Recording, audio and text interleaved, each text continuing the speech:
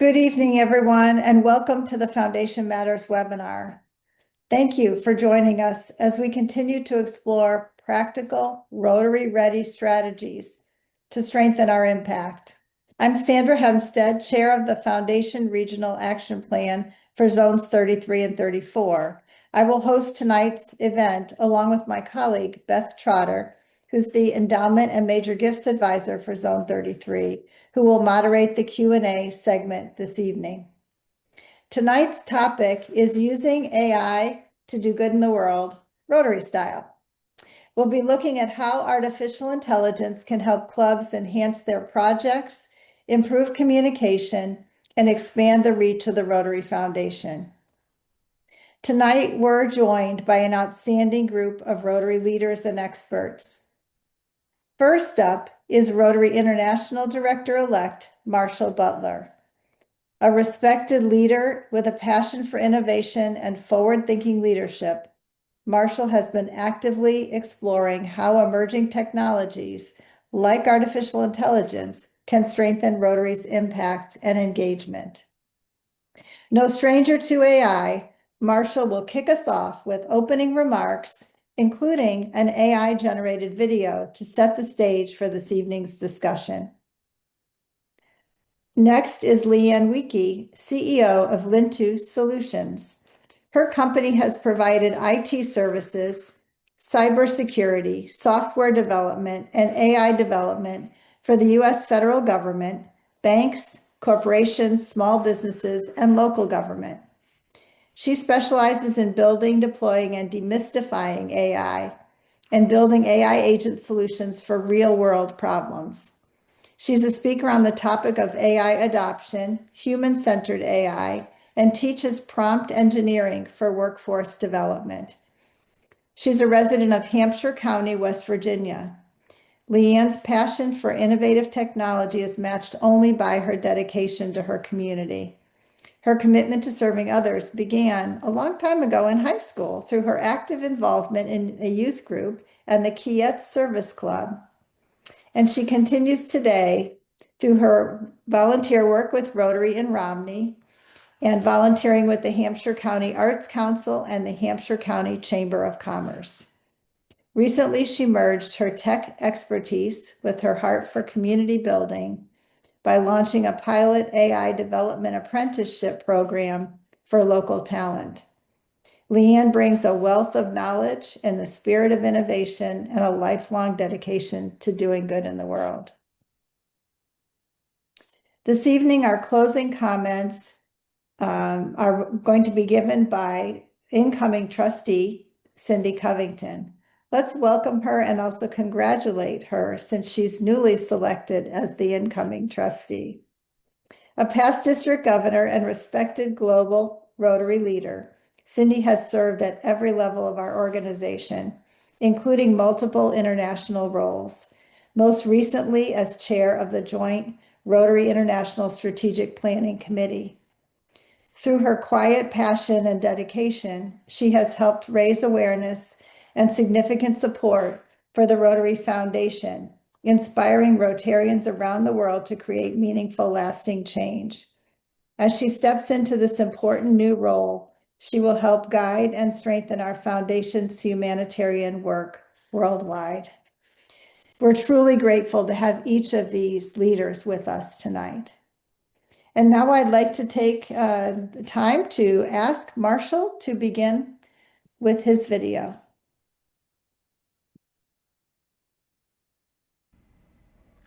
Good evening, everyone, and thank you for joining us. You know, Rotary has always been an organization built on bold ideas.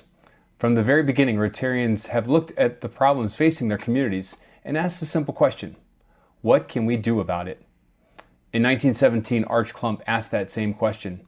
He believed Rotary could do more good in the world if we created a permanent endowment dedicated to doing good. That idea became the Rotary Foundation. More than a century later, that bold vision has helped Rotary transform lives across the globe, from building schools and providing clean water to advancing peace and nearly eradicating polio. The Rotary Foundation has allowed Rotary members to turn generosity into lasting impact. But Rotary has never stood still. Each generation of Rotarians finds new tools, new approaches, and new ideas that allow us to expand our reach and increase our impact. Today, one of those tools is artificial intelligence. AI is rapidly transforming how organizations operate, communicate, and solve problems. For Rotary, it represents an opportunity to amplify the work we are already doing. It can help us tell the Rotary story more effectively, generate new ideas for service projects, streamline fundraising, and engage members and communities in ways we never imagined, even a few years ago. As we look ahead to the coming Rotary year and our theme of Create Lasting Impact, we also think about something we've been calling the Rotary Revolution. Not a revolution of abandoning our traditions, but a revolution of embracing innovation, so Rotary can grow, adapt, and serve even more people around the world. And sometimes the best way to spark new thinking is to look at our history with fresh eyes. So before we dive into tonight's conversation about AI and how it can help us do even more good in the world, we thought we might start with a little inspiration. The next video tells the story of Arch Klump and the creation of the Rotary Foundation in a way you may have never seen before. Let's take a look. Over a century ago, one man's idea sparked a movement. Arch Klump believed Rotary could do more than serve. It could change the world. He dreamed of a foundation built on giving. Yo, step back in time to 1917. Arch Klump had a vision, a fire, a dream. Listen up. This is the story of how one small gift became a force that sparked a global shift.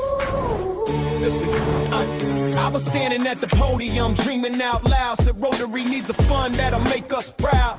$26.50 in the pot might not sound like much, but it's what we got. Fast forward through the years, watch it multiply. Dreams turn to projects that touch the sky. From local goodwill to a worldwide stage, the Rotary Foundation still writing that page. From 2650, we started the flame. Rotary Foundation, remember the name. Every dollar given is still for the fight. To make peace, bring hope, and shine that light. From 2650, we started the flame. Rotary Foundation, remember the name. Every dollar given is still for the fight. To make peace, bring hope, and shine that light. We took on disease, said polio's done. Mobilized millions till the cases hit none. Vaccines in the hands, kids safe on the street. We won't stop dropping till the job's complete. Clean water flowing, education grows. Mothers and children, relief when it shows. Peace, fellow study, changing the game. Across every nation, they carry the name. It ain't just money, it's vision and trust. This Rotarians everywhere saying service above us. Every Rotarian, every year, that's the key. Together we can build the world we want to see. Now it's billions invested, projects worldwide. 7 focus areas changing lives with pride. From environment to peace, economies too. The Rotary Foundation is the engine that makes dreams come true. I'm Arch Klump, speaking straight from the past. Planted a seed that forever will last. So when you write that check or you give online, know you part of a legacy divine. From 2650, we started the flame. Rotary Foundation, remember the name. Every dollar given is fuel for the fight. To make peace, bring hope, and shine that light. All 20 subsidies to the future we see. The foundation's work is our legacy. So keep giving, keep serving, keep changing the plan. Rotary Foundation, together we can. From Arch Klump's vision, the story's been told. We're doing good in the world, and the future is gold.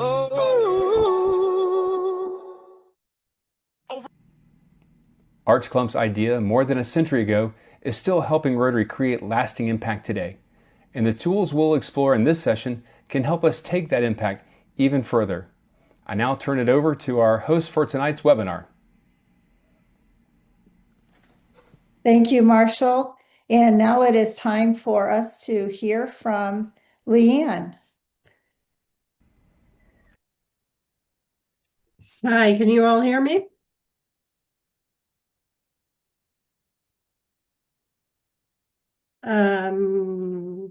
Are you hearing me? Yes. Okay, great. I just want to make sure. I saw some thumbs up. Thank you so much for having me. My name's Leanne Winkie, and I am a Rotarian out of Hampshire County, West Virginia. Our club is in Romney, West Virginia. We're about 2 hours due west of Washington, D.C. Just to get things started, if you would, I see many people are in the chat. If you've ever used ChatGPT or any of the modern AI large language models, please type in the chat which ones you've used, whether it's been ChatGPT or Gemini or just whether you've used them. I just want to have a little bit better understanding of the audience that I'm talking to. Great. Lots of ChatGPT, some none. A little bit of Claude, that's wonderful. Some Gemini and Perplexity. Excellent, excellent. Okay, so it sounds like lots of some Copilot. Great. Um, Excellent.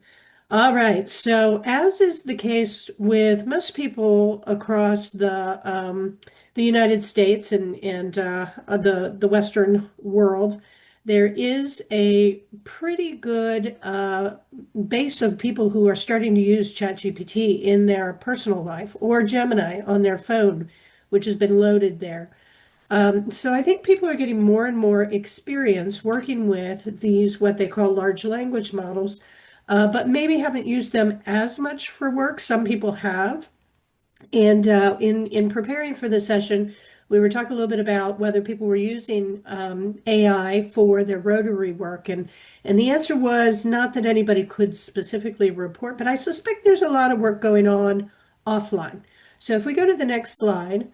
I just want to talk a little bit about what is artificial intelligence for anyone who hasn't used it or anyone who's using it and doesn't really know kind of what goes into it. I'm not going to spend a lot of time on this, but I will note, so my personal background, I'm a business owner and I've done work with the US federal government for many, many years, as well as the private sector. My longest standing client with my current company, which has been in place almost 6 years now, is NASA. I've done work with the Department of Defense, with some of the federal financial agencies, FAA, et cetera, et cetera. And a lot of the artificial intelligence technology that we are using in ChatGPT and that type of thing had its origin out of work that the Department of Defense did. Artificial intelligence has been around since the 1950s and 1960s, but in a very different form than what we're using now. And all artificial intelligence is strings of computer code that use math to come up with answers. It's gotten more and more sophisticated over the years, and now we have all these mini strings of code that tie together in a form that looks like a brain. Different, it's trying to replicate the human brain. Now, it's not perfect and it's not as powerful as the human brain, but it's pretty doggone good. And what it has access to that our human brains don't is it has the ability to go out on the entire internet. And many of these have been trained on all of the information that's out there on the internet and some other data sets to help it to be able to crunch numbers and do things very, very quickly that our brain can't do as quickly. So think of it as it's really just a tool. I think of it as it's like power tools for your brain. It's not perfect because the current version that we use in ChatGPT and the other, what they call large language models that are out there, are all based on probability, which is different than some of the older, more what they call deterministic artificial intelligence that still has a very, very important place in the world in space travel and in all kinds of other applications where they are built, very massive computer code built to come up with a very specific certain answer. The artificial intelligence that we use in ChatGPT and Gemini and Grok and the other Perplexity, all the other ones that are out there commercially available now, are based on probability. So they are using all the data that they can get to. They're using all the computer code that they have to make guesses at the answer. So a really important point I want to make here is the generative artificial intelligence that we're talking about here is still based on probability, and it's wrong approximately 6% of the time. That's okay as long as you know that, and you know you need to check your sources and you need to check the answers that you get out of it. But it is very, very powerful, as many of you probably have experienced. Now, there have been studies done by MIT and other organizations about the use and the effectiveness of artificial intelligence, and they have proven that it is very clear that people who know how to use it and know the field or know more about what they're asking AI to do are significantly more effective in using it. So there's all that old kind of garbage in, garbage out. So when we ask AI to do something, that's called a prompt. And I personally have been through courses and have certifications in prompt engineering that I've applied to the work that we do. And I'm going to give you a method that is a really pretty simple to remember method for getting the most out of your questions that you ask of your artificial intelligence model that you're using. So a prompt, again, is just how you talk to your AI. It's how you structure your question or what you ask it to do. And they matter because they'll give you better answers, more usable output, and save you a lot of time if you ask in a more targeted way. So if we go to the next slide. The method I'm going to talk about is called the CoStar method. There were some competitions about a year ago where a lot of people came in and they did competitions to come up with who was best at getting the most out of their AI. And this was one that won the competition. And basically, it's called CoStar. And you see there on the left-hand side, the idea is to put your prompt to AI in context, tell it what's going on. Give it an objective. What do you want from it? Give it a style if you'd like. Do you want it more formal or more casual? Ask for a specific kind of tone if you would like. Tell it who the audience is. Who are you trying to get this output for? And what kind of response are you looking for? Are you looking for a table, an Excel spreadsheet? Are you looking for a written paragraph, etc.? And so an example there is, a basic prompt might be write an email for me. A CoStar prompt would be act as an office manager, write a welcoming onboard email for a new intern in the tone that's friendly, the style, I just like a paragraph, and the audience is college student level. So if we go to the next slide, I've got two examples, and we're gonna plug these in live in just a couple minutes of where you could use the CoStar method in doing your Rotary work. So one would be in a grants application.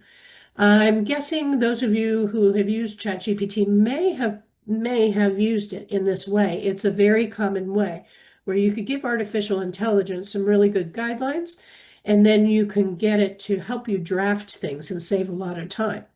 So in this case, we're going to say context is I'm a Rotary Club leader in West Virginia. Giving it some instructions about the objective. I want it to draft a sustainability humanitarian project section of an application. We're going to give it a style. It's going to be a formal grant proposal with clear bullet points. We're going to tell it the tone. We want it professional, persuasive, and community focused. The audience is going to be for Rotary Foundation grant reviewers. And the response, we're looking for 2-paragraph draft explaining how we involved community members in identifying needs in our plan for long-term project oversight. So that's one example. If we go to the next slide, a second example, community assessments. So this could be for more complex planning kinds of things. And our particular CoStar prompt that we're going to use as an example today is that our club's planning a new schools project with the hand and wash school project. We need to evaluate existing water and sanitation policies. Our objective, create a community assessment checklist to use when interviewing school administrators and teachers. Style, make it actionable, easy to read checklist. Tone, make it practical and thorough.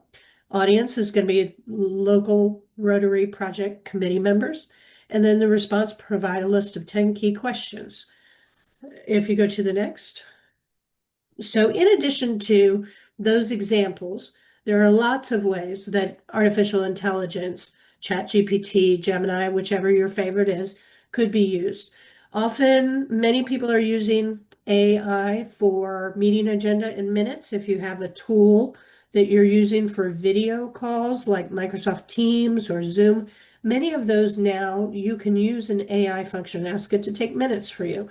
Now, that doesn't necessarily mean they came out exactly as the conversation went. So you need to go back and correct them and make sure that you're really making sure that the tone and the meaning and what happened in the conversation was captured correctly. Um, Member recruitment, drafting emails and social media posts is a great way to use artificial intelligence. You can give it context, you can have it learn your voice over time. Speaker outreach, writing personalized invitations. Those are very quick, very easy things to do using artificial intelligence that can save you a lot of time. And oh, I see Richard.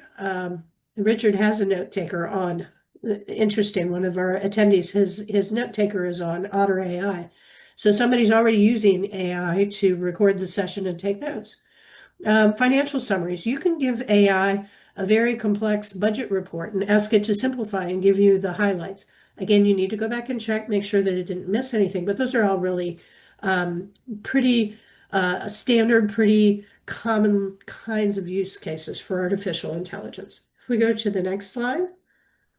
So some prompting tips, some things. One of my favorites is to start as a act as. So give it a role. Tell it that you'd like it to act as a marketing communications lead for your local Rotary. Once you give it that role, the artificial intelligence actually will pull on the right parts of its quote unquote brain to come from that perspective to give you the answers you want. It's really effective way to ask it for what it is that you're asking. Make sure you check your sources and use your own judgment. Again, it's not perfect. It will make mistakes. It's kind of like a overly confident intern. It will make it sound like it's absolutely certain something is the answer, but you still have to check on it. Ask it for citations and sources. You can ask it for its chain of thought. One of the things I like to do if I'm using it to come up with ideas is to give me several options. I might say, this is the problem I'm trying to solve, and give me a list of 10 possible ways that I could solve this problem, or 10 possible solutions, and give me pros and cons for each. That allows me to maintain my own judgment and critical thinking about what AI is suggesting back. And then I can narrow it down to, okay, I like these three options. Give me more detail on whatever, and then hone in. So I think that there's a couple others here that might be helpful to you too. But another one that's very, very helpful, the very last one there, you can ask AI to help you write your prompt. You can ask AI, say, I'm trying to solve this problem, and I'm not sure what exactly I need to ask for. What information do you need from me to come up with a really good prompt to get the answer that I need? And it will talk back and forth with you, and you can get to a prompt that then you can take and plug back into the AI model of your choice to get a response. Using examples is really good. And in the live demo, I'll show you where you can do that, how you can do that in ChatGPT if you haven't already. Next slide. All right, so we are going to go to a live demonstration. I'm going to share my screen, and we are going to use the prompts that we just talked about, the CoStar prompts that were listed as the two examples. If anyone has any questions while we're getting ready to move over, please feel free to type in the chat, and we'll come to those when we get back. So you should be able to see my screen at this point, which is basically I see a couple questions. We'll come around to those, and we will give copies of the presentation. So you see I have down the left-hand side a list of some of my previous chats. I have some projects that I set up. And one of the things, since a lot of people have used ChatGPT, I am going to show how you can create a new project. I can create a project and I'm going to call it Rotary. What I'm going to do now that I'm in this project, where'd I go? Rotary. I am going to add some files. And I have 3 files that I received from the people as we were preparing to get ready for this session. So I'm going to add, I don't need that one, and I don't need that one. And I'm going to put those into, oh, it's not allowing it. Okay, well, that's all right. Here we go. So here you can add files into your ChatGPT. So that is a way that you can give it context that it will keep in its memory in that set of files. So now I'm going to come back around to the prompt, the first prompt that we had.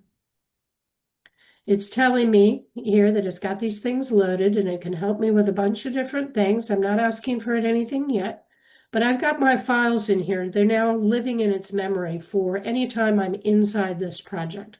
So I just copied and pasted from what we had in our PowerPoint, our prompt, Rotary Club leader in West Virginia, et cetera, et cetera, et cetera. Provided 2-paragraph draft. I put it in here. Now notice there is standard and extended in ChatGPT that you could choose. In some of the other AI models, you can choose a specific model with different specialties. But here in ChatGPT, it's pretty straightforward. I'm going to have it as a standard thinking model, and I'm just going to hit the enter button. And we're going to let it think. It's going to go to those files and reference those files.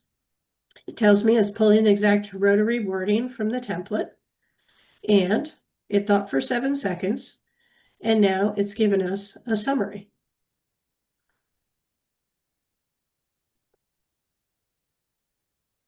All right. Once it's done, we could do one of many things. You'll notice it's giving me citations here, which is helpful.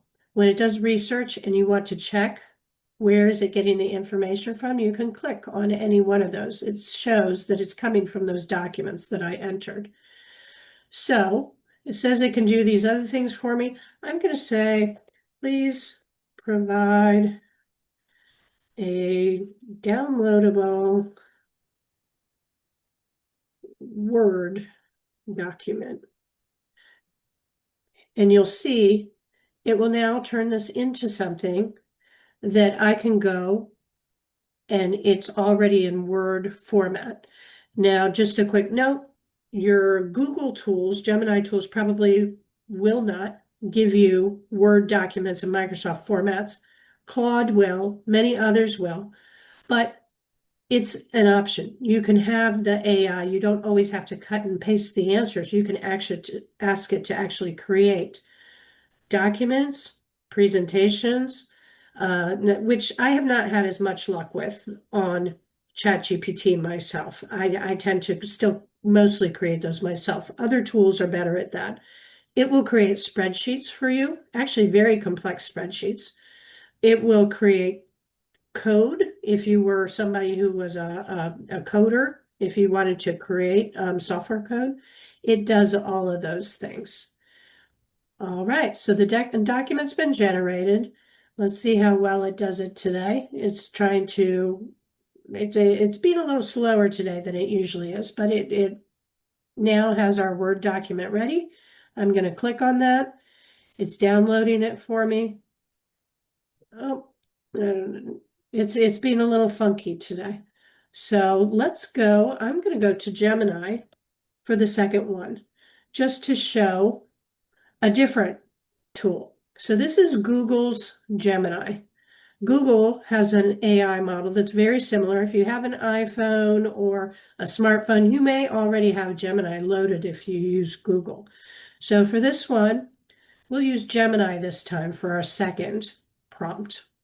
This time, I have not preloaded those templates yet, but I am going to go ahead and ask Gemini oh, where did I go? All right. This one has to do with the planning. So in this case, I'm going to add the file here. And I'm going to include this document together with my prompt. And I'm going to hit the little go button, which in Gemini looks like a paper airplane, and let it go. And you can see it looks very similar. It's another AI model doing a very similar kind of thing. It likes to give you these little words to let you know what it's thinking on. It's contextualizing the scope it's thinking, and it will give us a response once it comes up with the checklist. And here we are, a practical, actionable community assessment checklist. Here we are, facility conditions, budgets and governance, hygiene curriculum needs, and then it asked me if I want to do anything else. So those are my examples. I am going to stop sharing, turn the screen back over to, I believe Carolyn is running the presentation.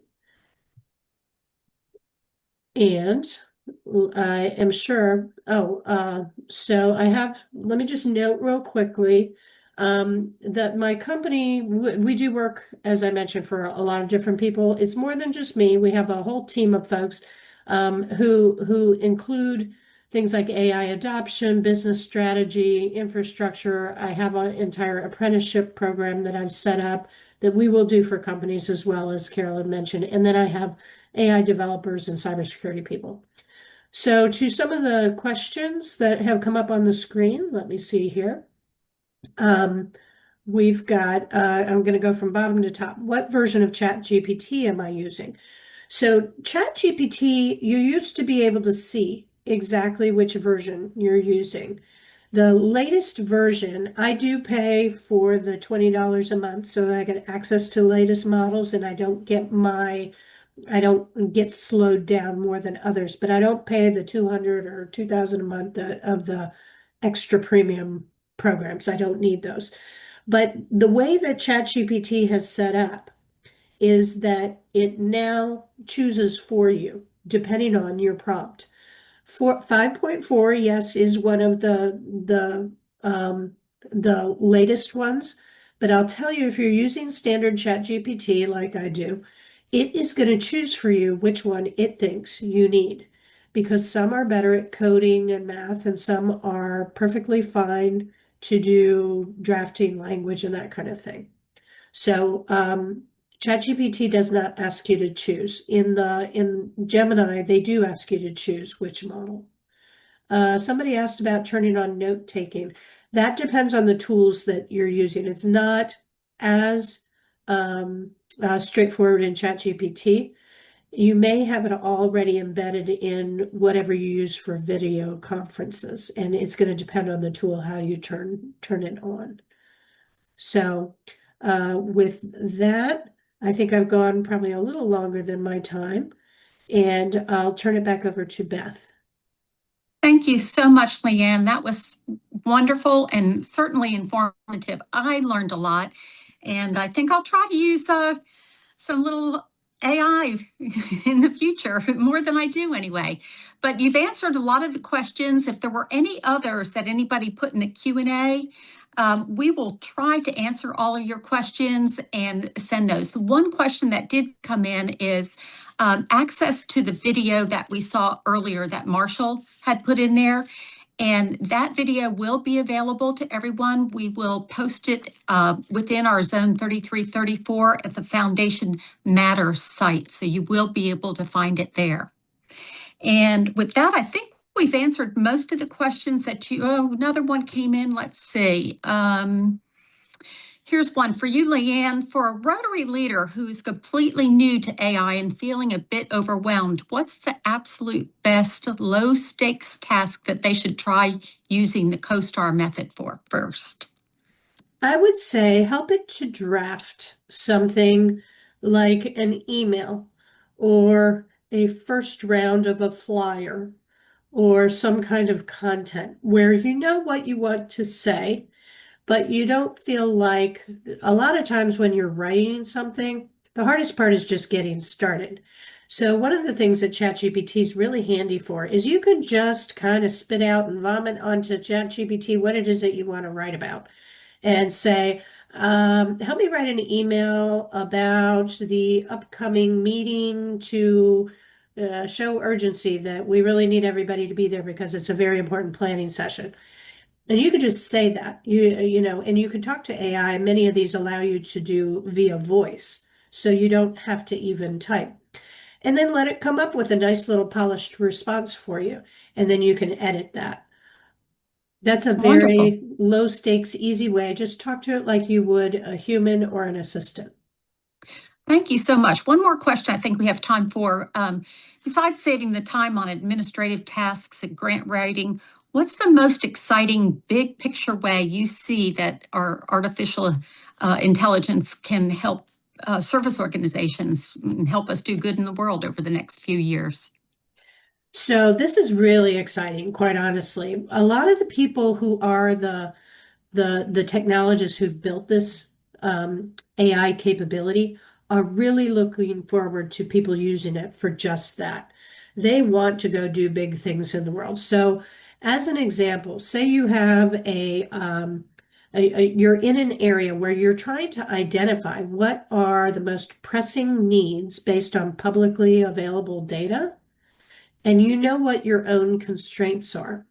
So you might be able to take, and this would be a really good use case, just talk with ChatGPT or Gemini or your AI of choice and say, help me understand based on publicly available data what the biggest needs are in these categories and see what it comes back with.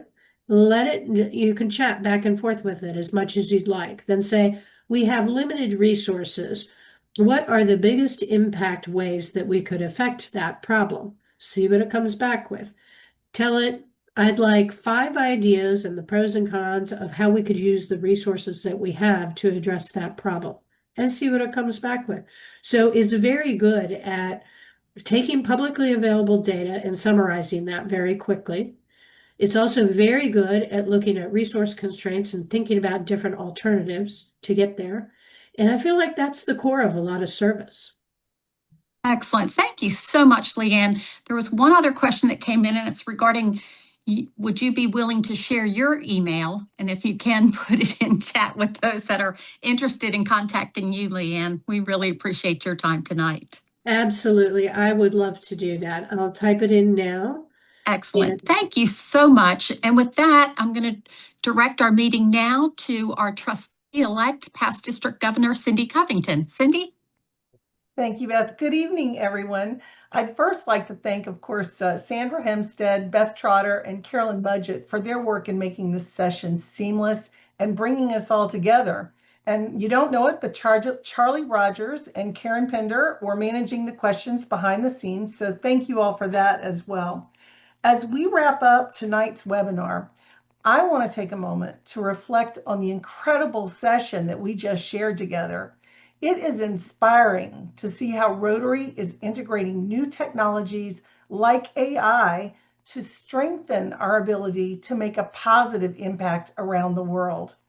We started off with that great foundation video that was shared by Director-elect Marshall Butler, and then the wonderful discussion led by our speaker, Leanne Wicke. And those have both opened our eyes to the potential of using AI in new ways to drive change, to make our work easier. I hope that you all have gained some valuable insights and perhaps some inspiration on how you might utilize AI to help you prepare and write better grants, or to assist you in some of your club's tasks, or any place else that this tool might give you back one of our most precious commodities, our time. Both Rotary International and the Rotary Foundation continue to evolve, utilizing innovative solutions that will help us address critical issues across our communities and the globe. And as we close and remember tonight's lesson that we learned, it's really just the beginning. the tools, and I want to stress the word tool because that's really all AI should be. And the knowledge that we've explored tonight will help us continue pushing beyond the boundaries of what we can achieve using AI to support the goals of Rotary and the Foundation. So let's stay connected, keep this momentum going, and continue collaborating as we bring positive change to the world through the power of our collective efforts. And I really want to thank each of you all tonight for your time, your engagement, and your dedication to Rotary's work. Thank you so much.